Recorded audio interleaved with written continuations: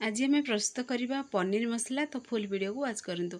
किसी पनीर नवा पूरा स्क्वायर शेप रे कटिंग करदेबा। गोटे बाउल रे अल्प टिके दही, अल्प टिके से बेसन ऐड करवा, हलदी गुंड, लंका गुंड, पुणी से गरम मसला ऐड करी पनीर को आम ऐड करी भल से मिक्स करदे। गोटे तावारे अल्प टिके तेल नवा, से पनीर को ऐड करी भल से मिक्स करी फ्राए करदे। ताको आम साइड रखिदेबा। गोटे करी नवा, करी आम अल्प टिके से रिफाइन तेल ऐड करवा, गोटा मसला अदा रसुण पियाज टमाटो पेस्ट ऐड करवा, हलदी गुंड, लंका गुंड, जीरा पाउडर, धनिया पाउडर ऐड करी मसला भल से कषिदेवा।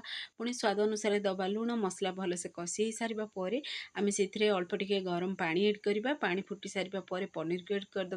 ताकि अल्प टिके गोटा मसला पाउडर ऐड करवा। पुणी कंचा लंका छोट छोट पीसेस कटिंग कर ऐड करवा। फाइनाली प्रस्तुत सारा पनीर रेसिपी अल्प टिके कोयलार फ्लेवर देदेवा। जदि आपण मैंने लंगुड़ी देखा चाहते झिली कुकिंग यूट्यूब चैनल जातु, जहाँफल आप लंगुड़ी देखिपारे। चैनल जदि नुआ अच्छा चैनल को मोर सब्सक्राइब कर दिंतु।